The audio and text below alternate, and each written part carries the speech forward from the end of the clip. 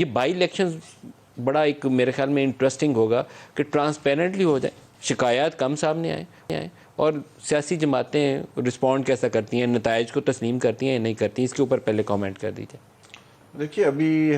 میں خود بھی اور میری ٹیم بھی سارے جو ضمنی انتخابات جن حلقوں میں ہو رہے ہیں وہاں کا ہم وزٹ کر کے آئے ہیں, اور اس کی بنیاد پر ہم کچھ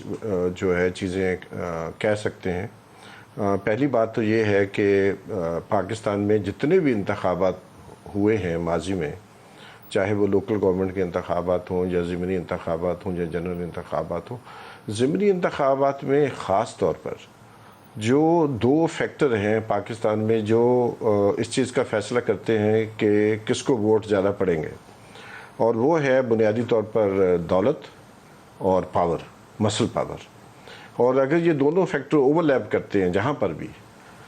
تو وہاں پر فیصلہ اس کے حق میں ہوتا ہے جو زیادہ پاورفل ہے, جس کے پاس زیادہ دولت ہے. ہر کانسٹیٹوئنسی میں یہ ڈیفرنٹ ہوگا. یہ تقریباً ہر کانسٹیٹوئنسی میں بائی اینڈ لارج یہی ہمیں نظر آیا. مطلب جو اس حلقے میں تگڑا ہے, چاہے چک جھمرا ہو, چاہے وہاں پر جہاں پر کہ فیکشنزم بہت سٹرونگ ہے, وہاں پر برادریزم بہت ہی سٹرونگ ہے, لیکن ہمیں چک جھمرا میں بھی نظر آیا کہ یہ جو مسل پاور ہے ظاہر ہے وہ سب سے زیادہ اسٹیٹ کے پاس ہے. اور ضمنی انتخابات میں ہم نے ہمیشہ دیکھا ہے کہ جو انکمبنٹ ہے گورنمنٹ ہے اس کے کینڈیڈیٹ زیادہ جیتتے ہیں. تو اس 20 ضمنی انتخابات جو ہو رہے ہیں اس میں مظفر گڑھ میں ہم گئے, ہم ملتان میں گئے, زین قریشی صاحب اور سلمان صاحب کے حلقے میں گئے, جک جمرہ, لاہور, یہ سارے ہم حلقے دیکھ کے آئے. اس کی بنیاد پر میں یہ کہنا چاہتا ہوں, پہلی بات تو یہ کہ میں فافر کو ریپرزینٹ اس وقت نہیں کر رہا ہوں کیونکہ I am a former head اور فافر, کہ اسٹیٹ مشینری کا بے دریغ استعمال ہو رہا ہے. ڈیولپمنٹ فنڈز کی اناؤنسمنٹ ہے, ابھی آپ نے بجلی والا بھی دیکھا تھا کہ 100 یونٹ جو ہیں وہ فری ہوں گے.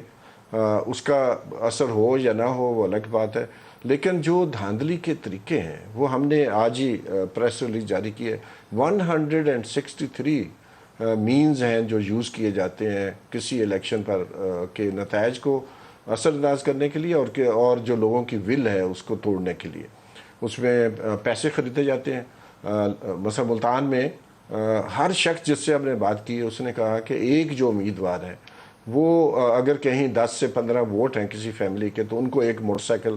فری مل رہا ہے. Very good. تو اب یہ جو ووٹ بائنگ ہے یہ پاکستان کے قانون کے مطابق ایک جرم ہے, یہ ایک کرپٹ پریکٹس ہے اور وہ کھلے عام ہو رہی ہے